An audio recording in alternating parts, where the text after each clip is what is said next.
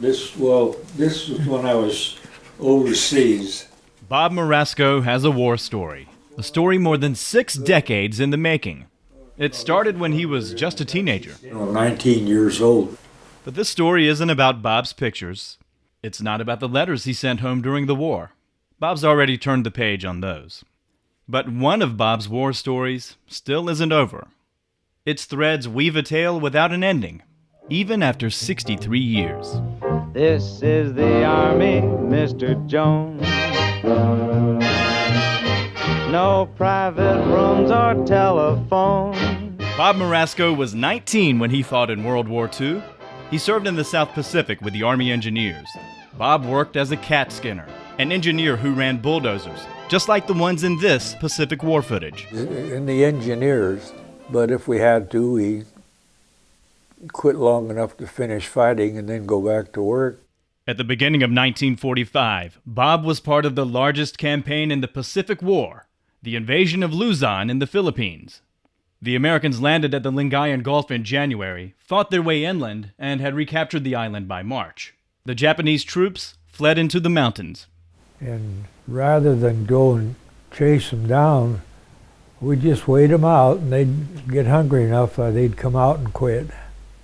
So, Bob waited for a white flag from the Japanese. That's when American bombers flew over the mountains and dropped surrender leaflets like the one shown here. The leaflets promised humane treatment to any Japanese soldier who surrendered. In fact, we fed them and took care of them. And then they quit by the handful. One day, Bob was in the foothills on his bulldozer, cutting a new road to the Polio Bay.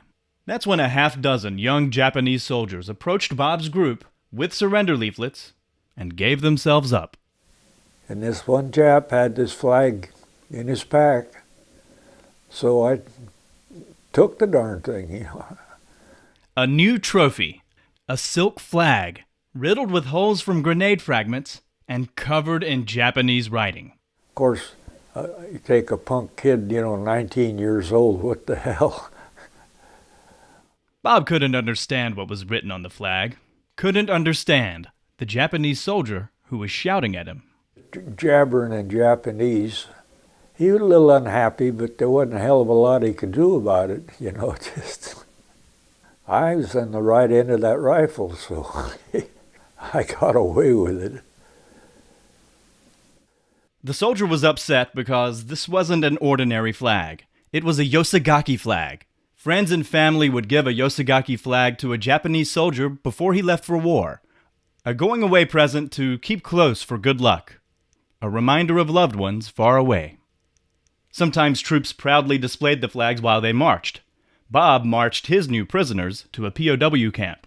We did give them something to eat, cigarettes. They knew we weren't going to kill them, so that made them feel better. As for the flag, Bob folded it up in his backpack, brought it home to the States.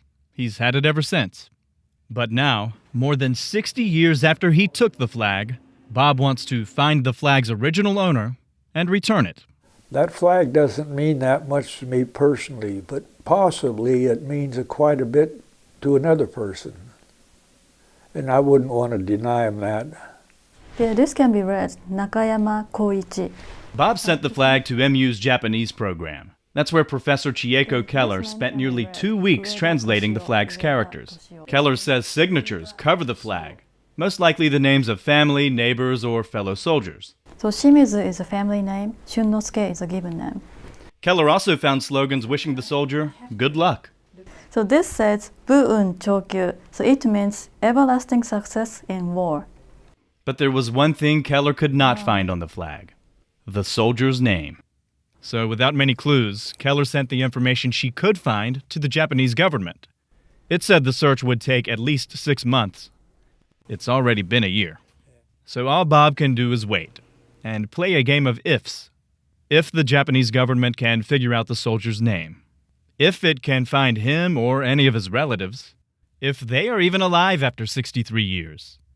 Then maybe Bob can send the flag home and fill the holes in a war story of a former enemy. We're in this world together now, which is good.